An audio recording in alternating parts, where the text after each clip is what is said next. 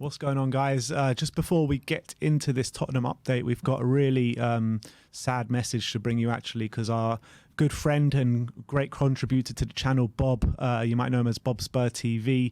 We all know he lost his father not long ago, and we did that whole campaign with him to get the funding for his dad's funeral. But since then, unfortunately, he has caught COVID, and he's got underlying health conditions which make it really hard for him, and he's been admitted to hospital yesterday, and yeah, it's just a really bad situation for him. So I just want everyone to give him all the best wishes in the comment section below. We love him. He's a great contributor to the channel, and we just wish him the speediest of recovery, because he's a good friend of ours. Yeah, all hoping that you pull through, Bob, and can't wait to have you back on the channel and contributing again. I'm sure it won't be too long, but just thinking of you, mate, and hopefully, we'll pull through and wish you a really speedy recovery. Yeah.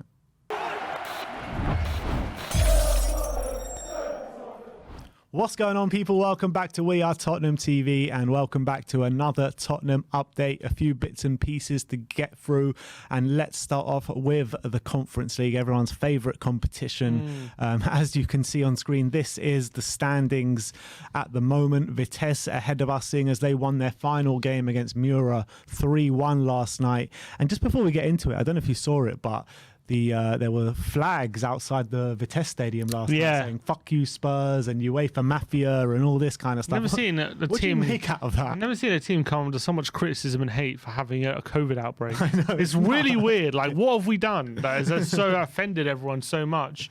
I just think it's very odd. It's not just Vitesse, you got Arsenal fans all over Twitter right now crying and complaining that Tottenham are getting their games delayed because they didn't get their game delayed when they had a couple of COVID cases at the beginning of the season.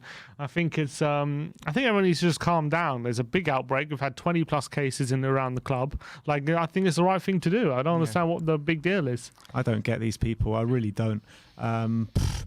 But anyway, let's go into the knockings of the group. Let's see what we need to do to qualify. What we need to do is win. It's just as simple as that. Play really. and win, yeah. Play the game first and foremost. But exactly. Look, at the end of the day, we don't know. We have no idea when this game is going to be played. Apparently, we proposed the 15th, which is the day before the Leicester game. We'll get into the problems with the Leicester game in a minute, but how are they proposing the 15th when we're supposed to have a game 24 hours later? Yeah, I don't understand it. Maybe they're anticipating a postponement. I mean, it doesn't make sense to me how they can anticipating a postponement. Obviously, it's postponed for a reason. So how can they go? How can they think that can go ahead and then Leicester game postponed? I mean, it's very, very strange. I don't know when we're going to fit this game in. I don't know if it's going to be played the new year or if it's going to, or UEFA are going to stick to their deadline. Ren put pressure on UEFA to stick to the deadline in a statement yesterday or 2 days ago. They put pressure on them to stick to a deadline, but then the date that they proposed, they said, no way, we're not doing that date. Yeah, I mean, I don't, yeah. So they're probably looking for ways for us to forfeit, aren't they? Yeah. That's what they're doing. If they keep rejecting our proposed dates, let's say that it happens 2 or 3 more times, surely they're the ones that are going to have to forfeit. Probably not. Like, because the ball's in our court. We cancelled it in the first place because of a COVID outbreak, but also, like, we keep giving them these dates, but we've given them 1 date so far. But let's say they don't stick to the dates for the next 2 times. I mean, they're the ones that are holding up now. They're the ones that are holding up. They're putting pressure on UEFA for us to do it before the 31st, but then they're not accepting a date before the 31st. So, I know. I mean, I don't know. I don't know what that means, but I would say it's bad news for us, though, in that sense. I would say if they don't accept a date, because we did it without consulting UEFA or them. So from that perspective, we need to have a date with Ren to agree on. Otherwise, I think it might end up with Tottenham before fitting, not Ren. I don't think. All right, well, I'm sure this has got a lot more twists and turns to go, and we'll see how it plays out. But as it stands, we just need a win, yeah. Yeah, as it stands, Tottenham 3rd in the group. A win, any win puts us through 2nd in the group to go through to a playoff. But we'll have to see how that one pans out. Let's move on and let's talk about the Leicester game now, because we know now the Brighton game is 100% off, and the Athletic are saying this morning that they expect the Leicester game to be called off as well. Yeah, that's Leicester have a COVID outbreak as well, and obviously Tottenham players, they're not probably the players who are, a lot of them are still going to be isolating by the time the Leicester game rolls out. Obviously the training ground is closed at the moment. So it's going to be difficult for Tottenham to prepare anyway, but it looks like this game could also be called off. So we could have a third game, fourth game actually. Is that fourth? Is that four? Yeah, Burnley, Brighton, Leicester, and Rennes. Yeah. 4 games we're going to have to reschedule, and it's already a packed schedule in December. So it's going to have to be in January and February when we're going to have these games rescheduled, and it's going to be very, very hard to fit them in. And I mean, it's a difficult situation to contend with, but do you think having all these games delayed in the long run could benefit us? I mean, there's 2 ways you can look at it, isn't there?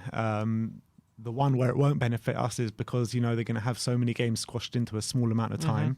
So obviously that's not going to benefit us. But in terms of if they're most likely they will be scheduled after the New Year, January, February and what have you, it might give us a bit of time, first of all, to get more to grips with Conte's tactics, and second of all, to get some personnel in January that can really help us out. So I don't know which way you want to go, but I think I'm swaying more to the positive side, to be honest. You think it's more positive?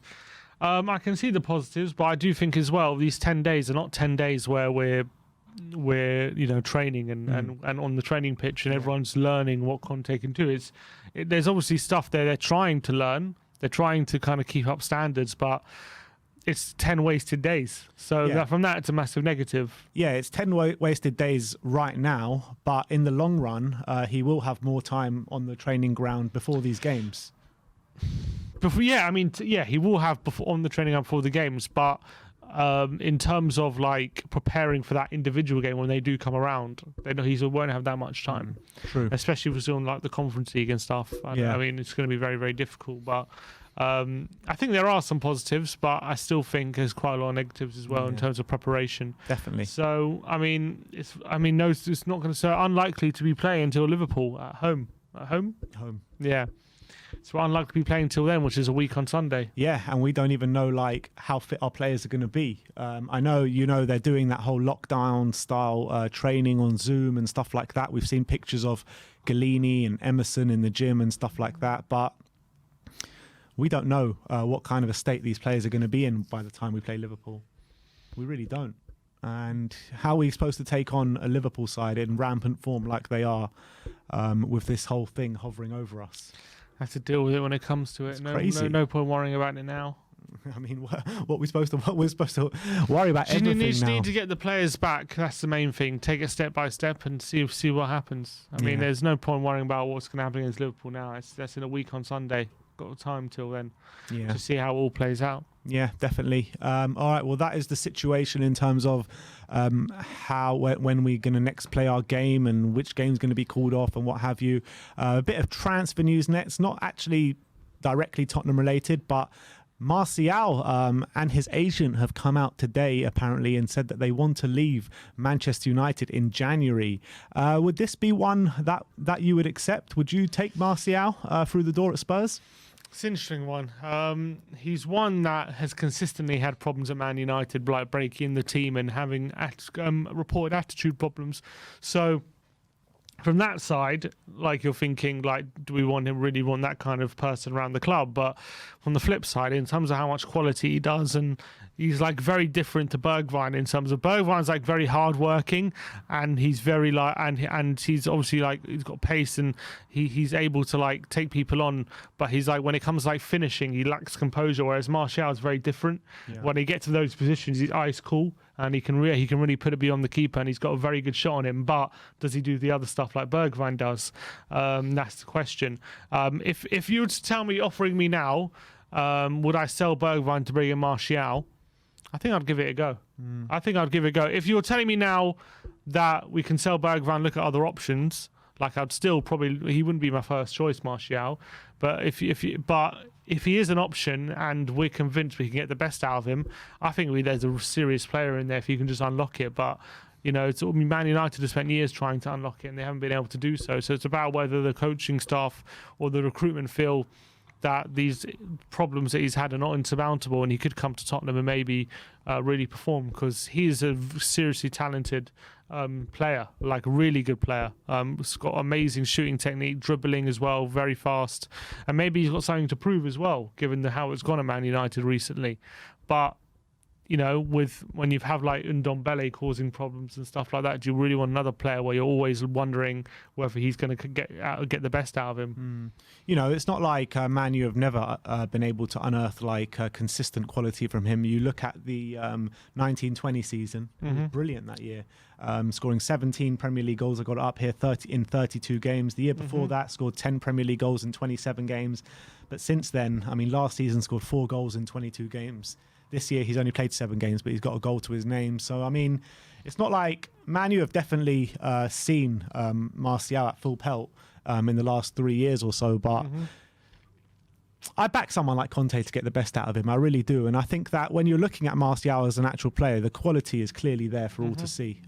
You know, pacey, ice cold finishing, like you say. Be a great option. I think it would be a great option. And I think that there's definitely a player in there that, and if he wants to move to Tottenham, you know, he's going to have his work cut out for him. And if he doesn't put in that work, you know, he's going to be out the door very soon. And I think that if we could do a kind of 6-month loan deal with an option to buy, I think that would suit us down to a T, really. And also, you got to think, Man United, quite a lot of their big sort of good signings, you know, haven't always had the best of times. They have. They've gone on to other clubs and done very well. So I think the structure, you know, Man United have been a bit of a mess football structurally wise for a while.